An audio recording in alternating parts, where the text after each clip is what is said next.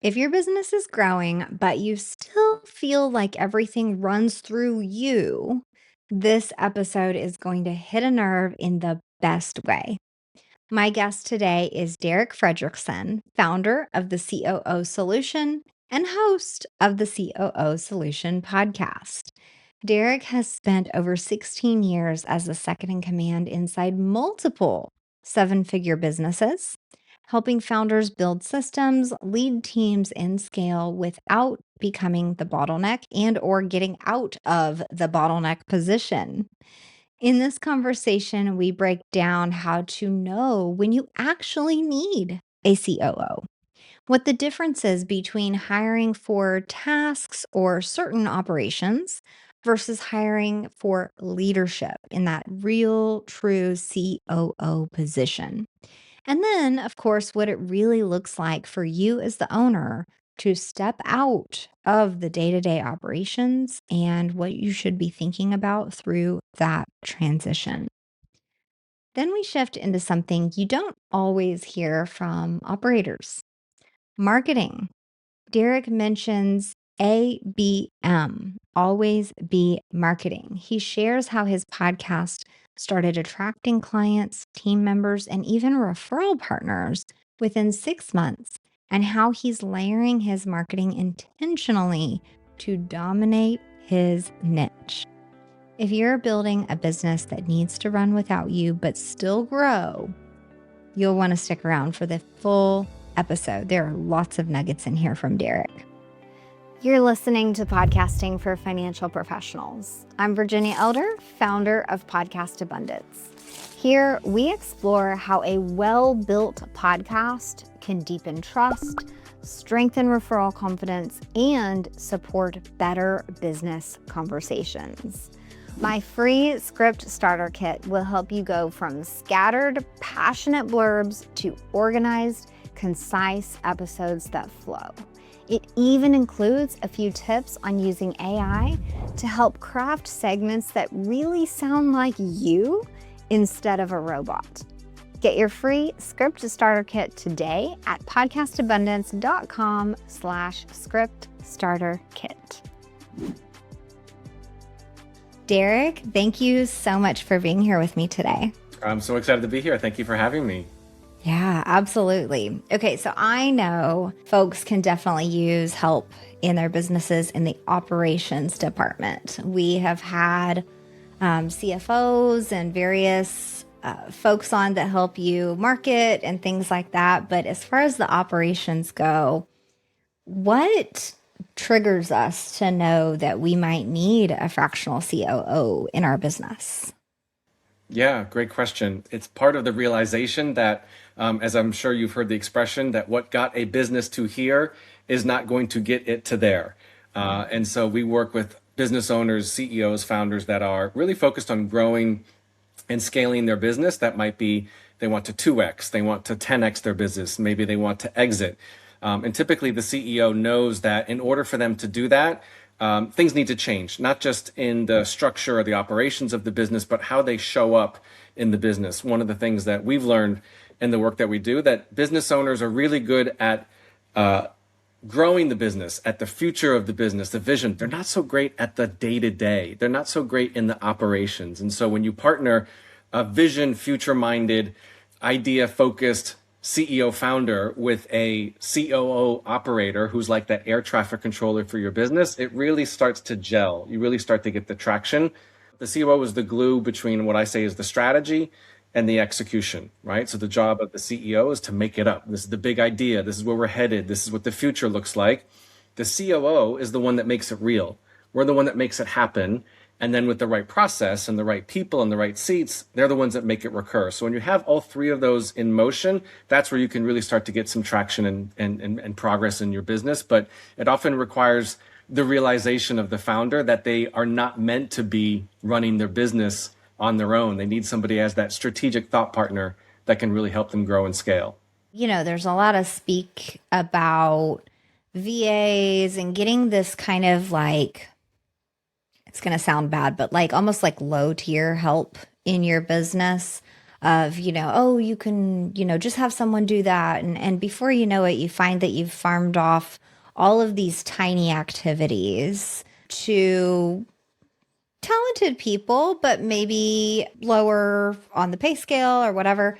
And so then there's this fear of hiring big when we're looking at operations. And that's really the place where we can make a lot of mistakes. So, what is a couple of the glaring mistakes that you see when someone is trying to hire for operations help, but they aren't really thinking, I'm hiring a COO. They're thinking something else, like I just need operations help, or I just need someone to help me gain traction. What do you see there?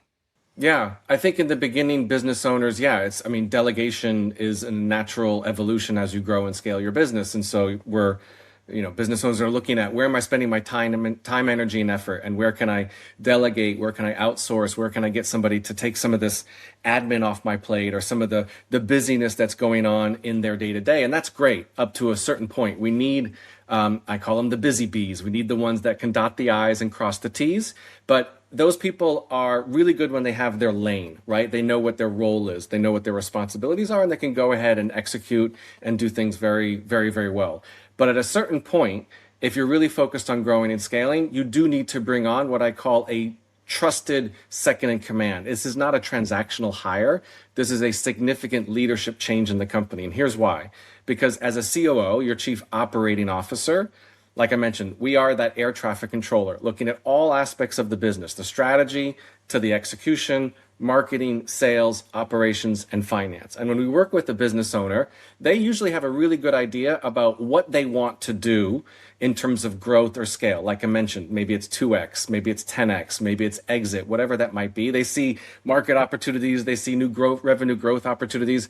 But in order to achieve that, not only do you need to focus on what you need to do to grow and scale, but more importantly, you need somebody to be looking at how are you doing what you're doing to grow and scale. And the how is usually the catalyst that achieves that growth. The how are the things that business owners want, but they're not wired. It's not their zone of genius to implement. Things like structure, systems, processes, hiring, SOPs, operations, team meetings, scorecards. These are the things that business owners do not jump out of bed and say, I want structure, I want systems, I want KPIs. They want somebody to do it, but they don't want to be the one to implement it, because typically business owners, entrepreneurs are not wired to finish things. They're wired to start things, and they need somebody in place to finish things and get things to completion, to full execution. And so when you focus on the how is, yes, looking at all of those components that's going to support the growth and scale, while the business owner is focused more on the future, the vision, where are we going, what's the big idea, but they have the trust and the faith and the confidence that somebody is there to capture it, and they can go and execute on a level with the team and the systems and the processes that make it happen. And that's where those team members that might be administrators, they might be operations assistant, maybe you've got somebody in the marketing box, but it creates that culture of accountability. You're tracking metrics, or you're using a more systematized way of running your business. One of the goals that we aim to achieve with our clients is to create a process-driven, not a person-driven company. And that doesn't mean we don't value people, but we know that people in those seats that are running the day-to-day crave a process. They crave a structure. They want to know what to do and how to do it so that they can really elevate up their responsibility and the impact that they're making. But this is a shift at the leadership level, not just a transactional hire for somebody to help you in just running the day-to-day. It's really leveling up how you see yourself as the founder, and then trusting somebody to go and make that vision into a reality. I love that. It really helps kind of separate what we think of as, like you said, transactional versus leadership. So, that begs the question, like, if you are feeling like you need some operational help, which of these roles do you actually need? Is there a way to know, like, okay, in this scenario, I'm looking for a transactional hire. In this scenario, I'm looking for the leadership piece. Yeah, I think on a practical level, it's business life stage. So typically, in our experience, for companies that are growing at multiple six figures, it's really about just doing more of what you're already doing, right? So at that level, you need more people to execute on marketing. You may need more people to execute on sales, to execute on operations, finance, etc. But once you hit that tipping point of seven figures, it's not about doing more of what you're doing. It's actually doing things differently, because that's where you're looking kind of outside the lens of business as usual and starting to look at a really big picture of how things are going to grow and scale. Part of it also is the mindset shift of the founder to realize where are they in the way of the growth and scale. A lot of business owners, they have a lot that's going on up here, right? They have the run book of how to operate their business up here, and that can sustain the growth to a certain point, but what got you here is not going to get you there. And being able to create the structure from operations manuals, SOPs. Hey there, take a quick break with me. Maybe you need a script to feel more comfortable, but you also don't want it to be obvious you're using a script because nobody wants to be mistaken for AI these days. My free script starter kit helps you turn client questions into useful topics, organize your ideas into a clear outline, and rehearse important lines from your tagline to your call to action until they feel natural. Plus, get tips on using inflection, facial expressions, and more to make your delivery look and feel natural to you and to your viewer or listener. There's no better time to launch a video podcast, so download my free script starter kit today. And now, back to the episode. Again, the things that business owners know that they need, but they don't want to be the one to do it. So one of the exercises that we do with the clients that we work with in the very beginning is kind of an inventory or a time audit of where the business owner is spending their time. One of the first things we do, because they know they're the bottleneck, they know that they're too involved in the day-to-day, and they know they need to get out of it, but they don't know how. So we create this structure, and it's a thinking tool that requires a bit of strategic thought into what's actually going on. So imagine if you take a piece of paper and you have 4 boxes, 2 on the top and 2 on the bottom. And you start with the upper left, if you will. This is what we call your zone of genius. These are the activities that when you focus on them, add value significantly to the business, right? These are the things that light you up. You love doing it. People recognize you for it. You get better and better at it. That's the thing that's really going to drive the growth of the company. Just to the right of that, you have what's known as excellence. Same idea as the zone of genius, but at the end of the day, if you were to get up and do the same things again tomorrow, you would feel a little bit drained, right? So that's the distinction between those two. Then we move to the bottom two. And the lower left is what we call competence. These are the things that you can do, but you really probably shouldn't be doing, and it really does drain your time, energy, and effort. Then the last category is incompetence. And frankly, these are the things that you stink at. And the time you spend doing that is actually costing the business money because you're not good at it at all. And you probably procrastinate and drag your feet and produce not so great quality of work. Sometimes, not all times, but sometimes with some business owners, what they've created unknowingly is a majority of their time is in the bottom 2 quadrants. And in order for them to grow and scale, they need to shift the paradigm to get out of the bottom 2 quadrants and shift up to the top 2 quadrants, because in order to grow and scale and exponentially focus on those activities, you need to be in your zone of genius and in your excellence categories. But if you look at all of those activities that are in your competent and incompetent, it might be I'm doing my bookkeeping, I'm answering emails, I manage my schedule, I'm doing my social media, whatever it might be, we need to delegate, outsource, systematize those activities so you free up your time to level up more in those top 2 quadrants. Or in some cases, it allows you to take a step away from so much busyness in the day-to-day and actually think more than do. One of our objectives with the clients that we work with is less doing, more thinking. They need to do less better. That doesn't mean they're lazy. It just means that they can spend more time ideating, creating, developing partnerships, focusing on the vision. Those are those top tier activities that are going to drive the business, not when you're in the weeds trying to deal with your schedule or managing email or posting on social media. Let's get people that are wired and trained to do those activities, and it frees up your time to focus on those exponential growth activities. I've heard of similar exercises, but I think it's been a really long time. And I think it's always great to do those things again and double check where you are today with all of those activities. It's something they should be doing often. It's not just one and done, right? There's no such thing as like delegation utopia or great, I'm in my zone of genius. Listen, your zone of genius today may look very different than your zone of genius 6 months from now because you continue to up level how you're doing what you're doing. And you realize, my strength as a business owner may not be in the day to day. The strength or the asset of a business owner, if we talk about ROI and value and everything else, might be in developing partnerships, building relationships, networking, strategic alliances. Those are the things that typically the CEO is best suited for, not so much in the operational day-to-day business that kind of drags them down.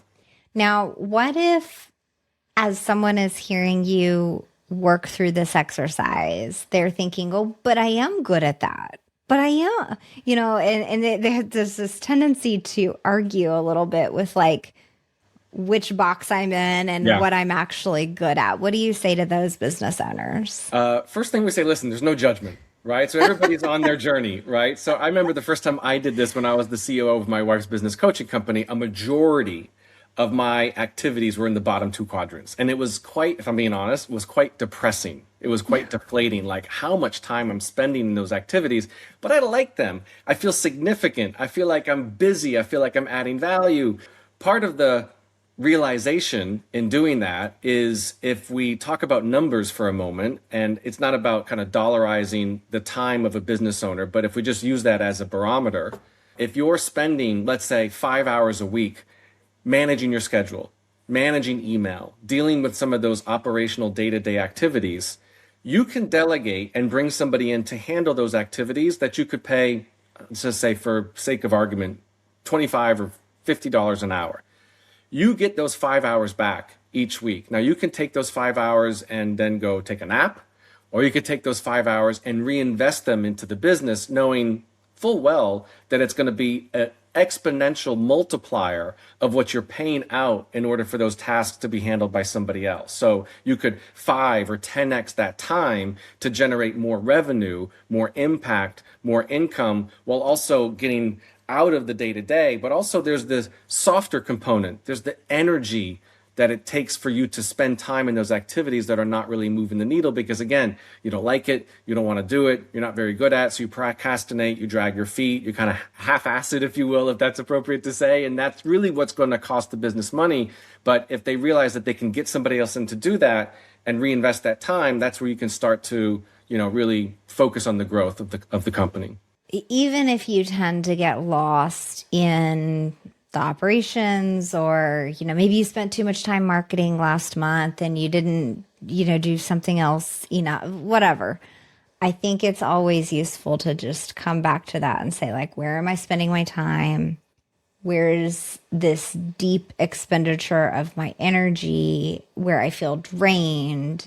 And like, can I give that to somebody else? Yeah, I'll just give an example. So we work with a lot of, financial professionals, wealth managers, et cetera. And a lot of them say, but I like the client work. I like to be involved with my clients. I like to be there. They're buying the value of me. And I often challenge them and say, yes, to an extent, but there's a way that you can compartmentalize the work that you do where maybe 80% of it is done by somebody else. This is your SOP. This is your process. This is your methodology. This is your framework of how you deliver value. And if you have somebody else in the team that delivers that, you show up and maybe just do the top 10 to 20%. This is what we call art versus craft. Craft is the 80% of doing the work, of doing the delivery, of building out the onboarding, the client setup, whatever that might be. The art is your pixie dust. It's your own unique style and sense of like how you show up that can continue to add exponential value to the client relationship, but it doesn't mean you have to be involved in all of the doing. So when you can compartmentalize the doing part with some of the art part, if you will, it allows you to see where your time is going, and you can bring in other people that can start to take care of that for you, but do it in your own way. Do it in the Jane Doe methodology of how we serve our clients in our wealth management company, as an example. Then it allows you to show up and still be present for your clients, but not have to be present all of the time. Yeah. And that's a big distinction. Yeah. You don't necessarily need to be the one who's deciding, how we're investing this percentage of the money. Exactly. But maybe you're the one who gets to sit down with the client and talk to them and, have that face to face that you like. Exactly. Yeah, that's it. Yeah, Yeah. I like that. Thank you for that example. That makes it a lot more clear as to how to kind of implement this. Yeah. Tell us, if somebody's listening to this and say, okay, I'm going to call Derek. What does that look like when they initially say, I think I need a COO? What can you do for me? So there's a couple things. I mean, on our website, there's a quiz that people can take that kind of answers that question if they're wondering, is now maybe the right time to think about bringing on a fractional COO? So it starts there. It's a very, open conversation. I often say, listen, we have a solution that works, but it may not work for everybody, and that's completely fine. But the way that we typically do the work, which I think might be beneficial for the audience to see, like, oh, okay, I can appreciate that this is a different perspective that maybe I've not considered in terms of how I grow and scale my business. So one of the things that we do with every client that we engage with, the very first question we ask is, what is your North Star? And the North Star is an open-ended question. There's no time horizon. It could be 6 months. It could be 6 years. What is the objective of what you want to do and why? Sometimes it is, I want to exit in 10 years. We have one client that we started working with last year who's a financial advisor, very sizable business. He's been in it for 30 years. He wants to retire. He wants to exit, whether that's sale, maybe it's to pass down to some members of his family, whatever that might be. But that's the North Star. That's the why. And then on a practical level, we say, okay, for the first 90 days, what are 5 typical, we call them high-level objectives, projects, goals, rocks, whatever that might be, that's going to pull you into your bigger future, that's going to set the path in motion to get to your North Star, right? So these are things that are above and beyond the day-to-day, realistic but a bit of a stretch. That's where we're headed. That's kind of what we call our strategic plan. Then from there, the COO, because they're wired to implement, they're wired to come up with the plan. They kind of come up with the A to Z, like this is where we are and this is how we're going to get there and make it happen. We reverse engineer what needs to happen in the first 30 days, the first 60 days, the first 90 days for us to have really good progress and momentum on those objectives so we feel confident that we're on the right track. And for a business owner, confidence is everything, because when they feel confident, they can see the future more clearly. They can take bigger risks. They can make more well-informed decisions. But we got to start on a practical kind of 90-day horizon, knowing that that person who's the COO is the one that's going to create the structure, the systems, the processes, the accountability, the KPIs, the SOPs, the how that's going to support what we're doing in those first 90 days. After that, new level, new devil. As you grow and scale, there's more to accomplish. We have to bring on more team. We have to bring on more structure. We have to bring in more initiatives that are going to support that growth. But the founder's job, the business owner's job is, again, they make it up. This is what we want to do. The CEO says, great, I got it. Let me at it. Let me go make it happen, because they're wired to implement. That's their zone of genius. A CEO loves to run other people's companies. And when the founder has that support, they feel really empowered in order to create more of that vision, knowing that it can get executed with the strategy and the plan and the tactics and everything else. I often just say as well that, at the end of the day, everything we do is through the filter of value and results and ROI. So if, we want them to see that this is contributing to what they want to accomplish. So there's no long-term contracts or anything else. It's just like, as a business owner, you got to see the results. If you see the results, keep on going. You've said a few key words throughout the time that we've been talking so far. I heard rocks. I heard integrator. It's a traction term. And so I'm hearing these like terms from business books. So I'm assuming you're really versed in EOS and various other, you mentioned 10X a while ago. Can you just speak real quick on how these concepts from all these business books that were always recommended Yeah. can be, formalized, I guess, within the process when you hire a COO? Sure. Yeah. So some of the keywords I mentioned: rocks, integrator, accountability, scorecard. This is Yes. from EOS, Entrepreneurial Operating System, which I've been familiar with for 15 years. I run my company on EOS. All of our COOs are all trained and well-versed in the EOS methodology. So they kind of wear the COO/integrator cap, if you will. And a lot of the companies that we work with run on EOS in some to some degree. Some are very much in the EOS lane. Others are not that familiar with it. So we use the toolkit of EOS. So for example, if we step into an organization, the team members are not aligned on their roles, there's no clear responsibilities, there's no culture of accountability, great. An accountability chart. You're not tracking metrics, KPIs, dashboard, great, scorecard. So we use EOS because it is a very powerful framework of how to run a company from the backstage perspective mostly. That's where we step in. We're more focused on what's happening in the business now, currently in terms of the day-to-day, allowing the visionary, the CEO, to focus more on the future. And then also, I did mention 10X because I'm a huge believer. If you're familiar with the book by Dan Sullivan called 10X is Easier Than 2X. So I've been in strategic coach world for 15 years. So I love the concepts and the methodology. So we kind of pull from that playbook. This is part of our framework here at the TCS, at the COO Solution, where, I lean on the skill set of the COOs to do what they do because it's their zone of genius. They love running other people's companies. But at the same time, we have our framework and methodology. We're very process-minded, not surprisingly, on how we do what we do with the client work. And we pull from some of these libraries and some of these resources that can help supplement what we bring to the table as your kind of day-to-day boots on the ground operator, if you will. Well, I like that. Because I've read those books, I've implemented EOS. So anytime I hear like these different keywords, I'm like, oh, you're my people. And so I think that's what's happening as well with listeners right now. So let's shift for a moment here for the rest of the show here. And let's talk about your show, the COO Solution. I love it when I find a business owner who has their own podcast, who's using it to attract more folks to their business. So you're about 30 something episodes in. I would just love to hear about the show, about how you feel it's going. And the biggest point would be, what are your intentions with your podcast? So I'm a very intentional person. So when I decided to launch the podcast, I kind of asked myself, what's the objective? What does the end goal look like? For this to be successful, what needs to be in place? But I'm also a marketer first. And this is something that we teach our clients where, you might be a financial planner. You might be a fractional CFO, an accountant, but you need to embrace a marketing first mindset. So I am a marketer who offers wealth management services. I am a marketer who offers financial planning. And the reason I believe that is that marketing is the driver for any business to be successful. I'll get to the podcast question in a moment, but I think this might be beneficial for your audience. One of the things that we do with our clients out of the EOS kind of toolkit, if you will, is I talk about what's the path to scale.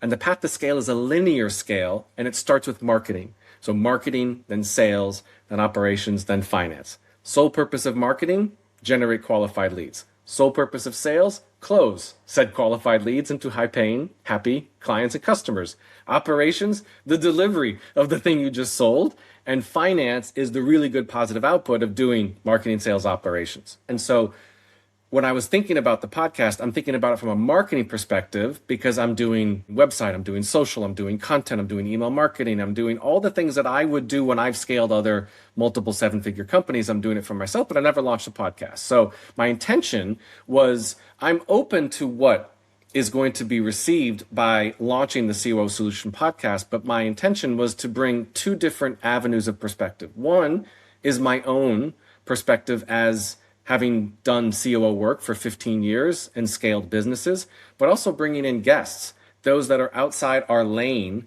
of a day-to-day COO that might be in the field of HR or marketing or AI or health and wellness or team development or whatever that might be. I also like having conversations like this, so I feel like it kind of fit my natural strengths of being able to speak to people, to connect, to have conversation, and it kind of just organically grew and grew. And what's interesting as well for your listeners that might be thinking about having a podcast and what the benefits would be, I'm getting a lot of people that are finding me from my podcast, not just potential clients, but potential COOs. So I have a large audience of people that are fractional COOs that are looking to partner with an organization like mine because they love to do the work and they love running other people's companies, but maybe they don't love doing the business development client acquisition part. So I'm getting people that are finding me from the podcast, both from a COO perspective to join the team, but also potential clients. And I'll never forget, I think it was November of last year, so I had about 6 months in, And when I spoke to a potential client, I always asked the question, I'm a marketer, and I said, so how did you find us?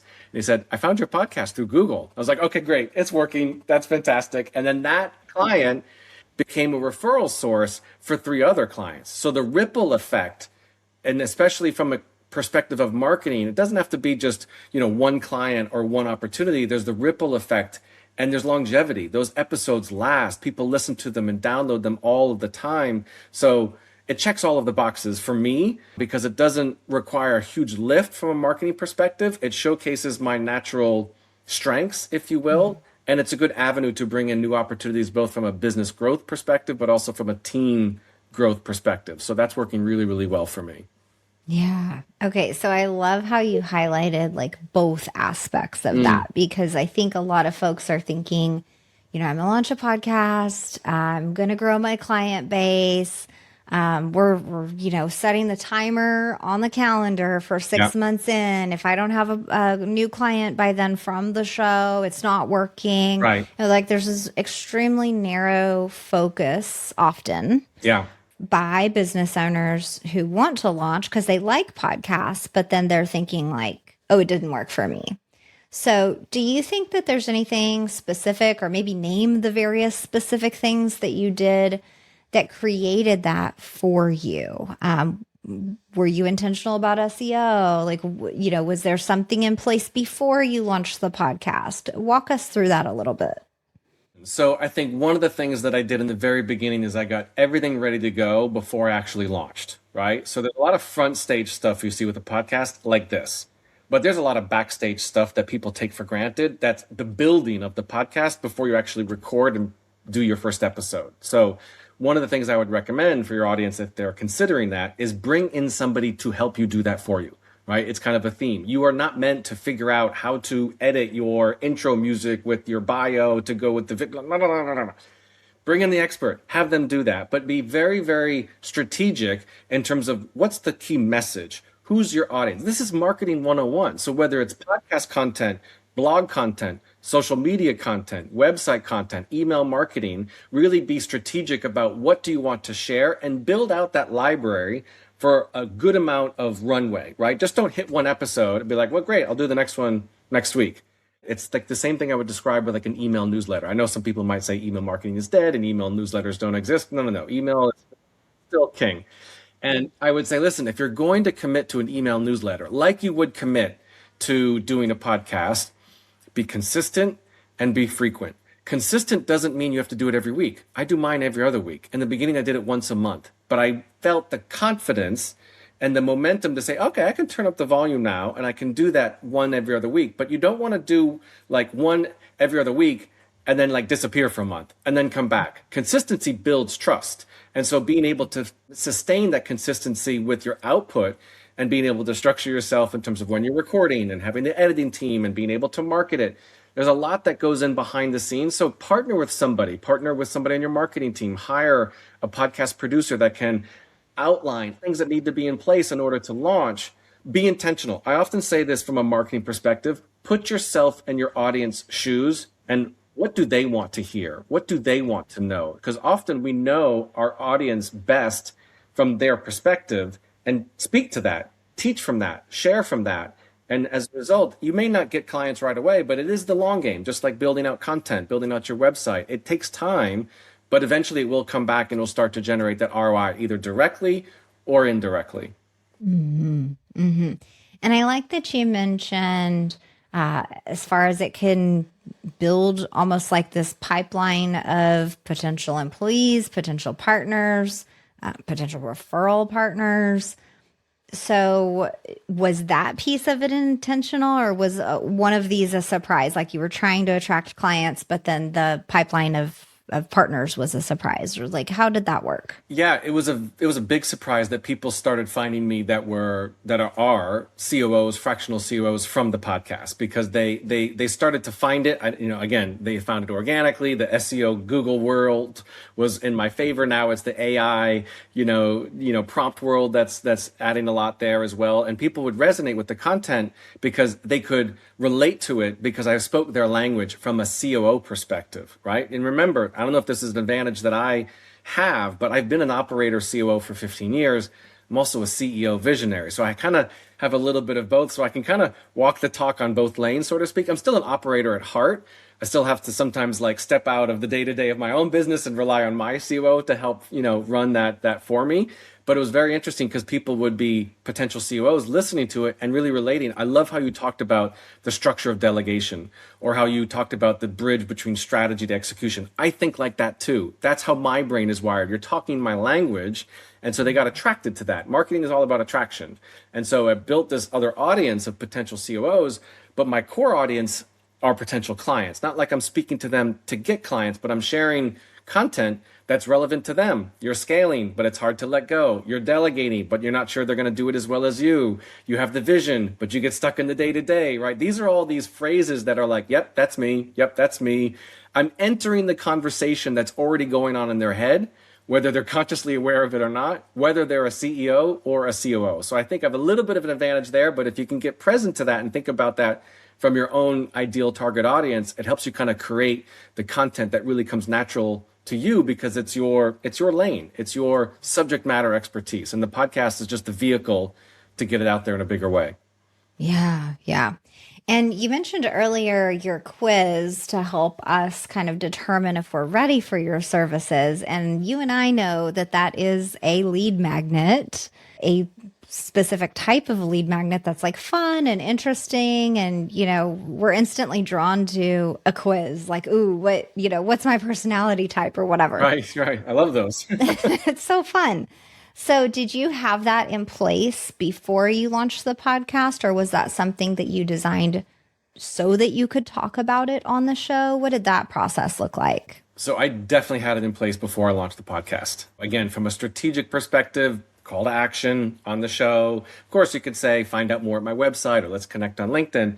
But I was very deliberate. I was very intentional. The lead magnet that we have, the quiz, is the gateway into, if we're talking about, classic marketing and sales, which I could talk about all day long. I love it. But that is the gateway into the awareness phase, right? The kind of like, let me kind of tip the toe into your world to see what you're about. Do I know you? Do I like you? Do I trust you? So for me, having the quiz in place first was a great landing pad for when I was doing the show, because naturally when I'm on a podcast or hosting a podcast, I'll often say, hey, you might be wondering if maybe now is the right time to think about bringing on a fractional COO. Well, if you are, then go to the website and take this quiz. And again, as you said, it helps the viewer because it's for them.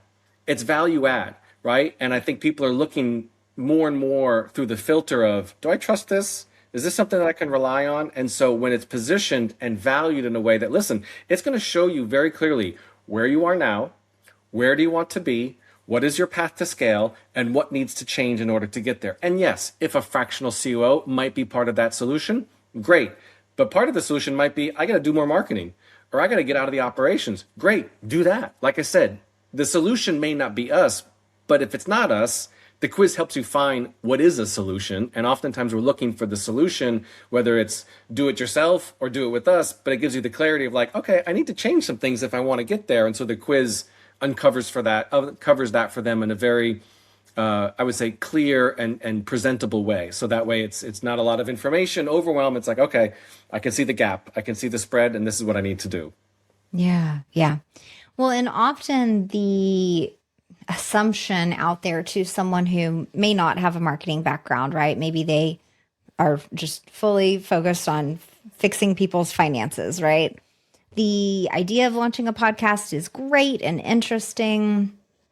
And even if they have launched a show and then I'm hired to look at things strategically and say, like, okay, how do we make this support the business? That is one of the things that I see missing often.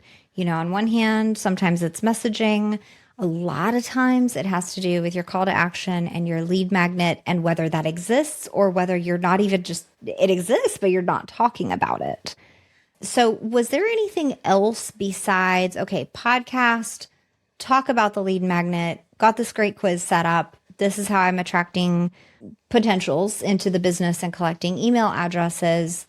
Then you already mentioned your newsletter. Is there any other layer in there that's going on that we're missing? I produce a ton of content that is in my niche. And content, I mean, not just podcast content or, social content. I do a lot of blog content. So as I mentioned, so I do one episode 1 week for the podcast, and then the other week I do a solo video, usually between 5 to 8 minutes. It's just me on a specific topic relevant to CEOs that are looking to scale that may need to think about bringing on a COO. So we talk about structure, system, process, delegation, some of the themes we talked about today.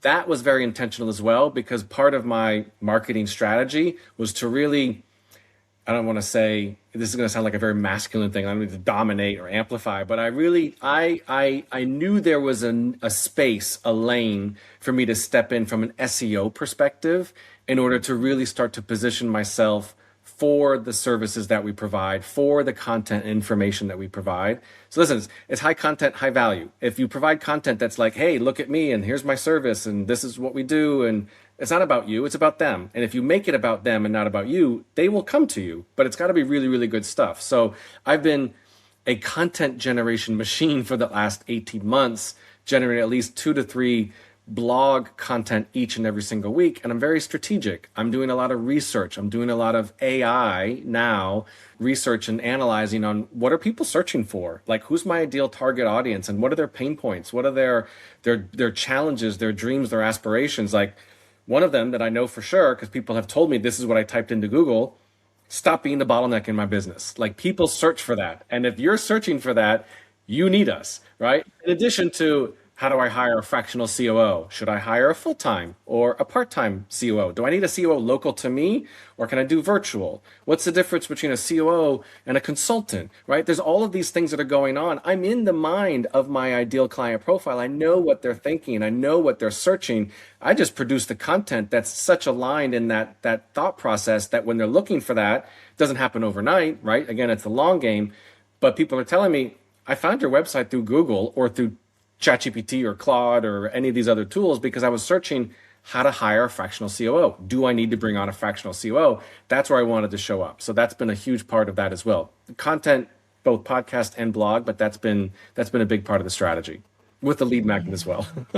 Yeah, yeah. Okay, and so for clarity, you're doing at this time, you're doing a podcast twice a month. That could be an interview or it could be a solo. I've seen both posted, so that's great.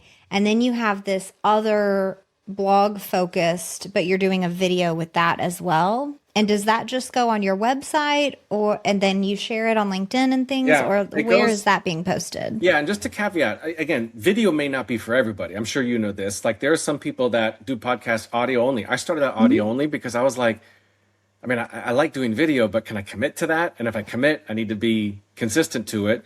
Same with the blog content. You can write articles, you can write blog content. It doesn't have to be, video. It's really what Yeah. naturally feeds you. But when the content is posted, I'm building my email list through people that are finding me through my lead magnet, through other avenues and everything else that come to my website. And then I have an email marketing campaign that goes out every single week. So whatever the content piece for that week, if it's the podcast, I email my audience, my email list about the podcast. If it's the blog post, I email my list about the blog post. I slice and dice. I say it's really the marketing team, slice and dice for social. So it goes on LinkedIn, Instagram, Facebook, TikTok, right? So there's all these other avenues. This is, and if I can share this. So it may be possible that for some of your audience, they're like, oh my gosh, this sounds like a lot. There's so Yes. much I need to Thank do, you. right? Yes. ABM, always be marketing, starts with marketing. And if you're listening and like, I can't even get out of my calendar, I'm drowning in client appointments. This is the how that needs to change in order for the what to be different. What you need to be doing to 2X is market more, get more marketing support, bring in the experts that can help you with the podcast, show up in what you want to be doing with marketing, but that doesn't mean you need to do all of the marketing. But if you're feeling the overwhelm, it's about shifting how you're showing up in your business so you could be present to be more involved in the things that only you could be doing from a marketing perspective, as opposed to being involved in all of the activities, not just to mention the day-to-day of the marketing. So it's about bringing in support and looking at it very clearly, those 4 quadrants. Where am I spending a lot of my time? You might be in your wheelhouse marketing when you're networking, when you're speaking, when you're going to industry events and developing relationships. Great, do that. That's going to drive the business. But if you can't do that because you're in so much of the delivery, change how you're doing the delivery to free yourself up to do more of the marketing genius work that only you can do. So Right. little hack there, Yeah, if I you mean, will. you nailed it all without me having to ask the question. So I appreciate, because yeah, I mean, that's like what's going on in people's heads is like, okay, trying to figure out what you're doing, where you're posting it, why, what's your thought process there, the purpose of each different type of thing, podcast versus blog. And then the thought starts to creep in like, wait a minute, how is he possibly doing all of I'm not doing a lot this? of it. I mean, I think other than my COOs on my team, I have about 15 COOs that do the delivery work with our clients. The biggest component of my team is marketing. I have people that do ads, social, copy, web, strategy. I don't want to say PR media, but that's not a really, and these aren't full-time people. I have a social media person 5 hours a week. I have a copywriter 2 hours a week, right? I have somebody that does paid ads a couple hours a week, right? So I do this. I do my zone of genius, which is to develop the strategy, to ideate the content, to do the video, and then as soon as this is done and we end, everything else cascades and it's executed by the team. That's the how you run your marketing, just like how you run your sales, operations, and finance. Right, right. Well, and I love it. Especially one of my clients, he's like, "You do everything. I just show up and be the rock star," and I'm like, "Yes, that's like my aim for you, is so that this doesn't feel hard, and so that, whatever your idea is, of you can, post things in all these different places, and we record, once a month, 3 episodes or whatever it is. Like, let's nail down the vision, and then let my team do it for you. And then you get to show up as the rock star." So I love that you were like I didn't even have to request your testimony on that. Thank you. But I think it's really important for business owners to hear that, because I think that, that's why I say oftentimes, so business owners, we're very good at logic. We can rationalize all day long, and we're very good at like burning the midnight oil. I'll do it. Like, I can get it done. I'll make it happen. But if it starts to feel heavy, if it starts to feel like work, if it starts to feel like you're going against the grain, it's like, time out. Hold on. That's not your zone of genius. You should not be doing that. You need to kind of step out and realize that I need to get somebody else in here that has their zone of genius, because I mean, again, I've said it, you could do it to a point, but after a certain point, it's going to feel like effort. It's going to drain your energy. It's going to cost more time than it's worth. So get the support, whether it's a COO or people on your marketing team, or doing the financial planning for your clients, or getting a better bookkeeper, or getting somebody that can close those deals for you so you don't have to be doing it all the time. It starts to free you up. And that's where the energy feels lighter and you feel more excited. You don't feel excited if it feels heavy. So don't do the No. heavy stuff. Yeah. Well, and I've even found that, like, even being in this position of, all we do all day is speak, podcast, marketing, and content, and social media, and all that. And even for me, I've found that there are components of that for my business where showing up on a podcast or a speaking event or a networking event or whatever, those kind of like in person events, I love and I'm happy with, right? I might be tired after, but I loved the event. But if you tell me to sit there and like send a message to 50 people on LinkedIn, I am going to die, because for whatever reason, that like messaging, like it's not even cold messaging. It's people I know, but I can't do it. You can't make me. I don't care what you bribe me with. I can't. So there could even be like a piece of that role overall that you like, don't like, thrive at, don't thrive at, so you got to learn yourself.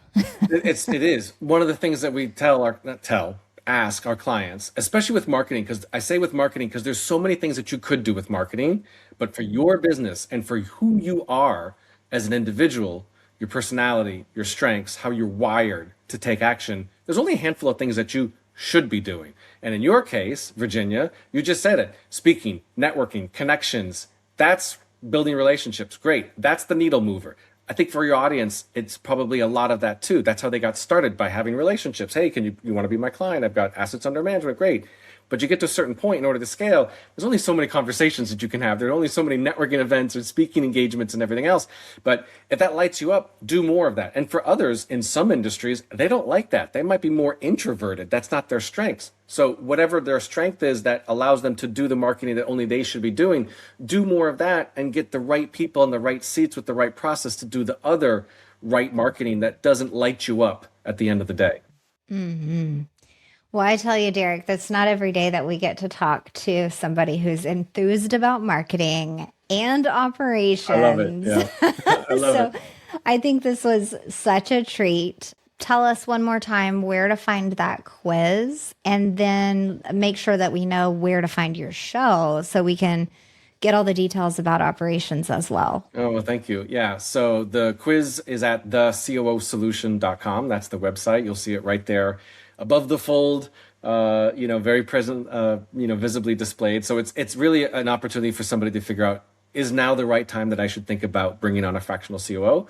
And then as far as the podcast, it can be, it's on the website as well. There's a menu bar right there, option that says podcast. And we've got a number of episodes that are guest episodes like this, solo episodes where I'm talking about things that are relevant to the CEO that's looking to scale their business and no longer be the bottleneck. So if that resonates, they can check that out as well. So Thank you so much for sharing all this with us today. thanks, Virginia. It was a pleasure. Thank you for listening to Podcasting for Financial Professionals today. Before your next recording, decide what you want your audience to understand, remember, and most importantly, how they should take action. The Script Starter Kit PDF, available for download for free, helps you put those things together with your topic using a simple, time-saving process, and ensures your message feels clear to your listeners and viewers.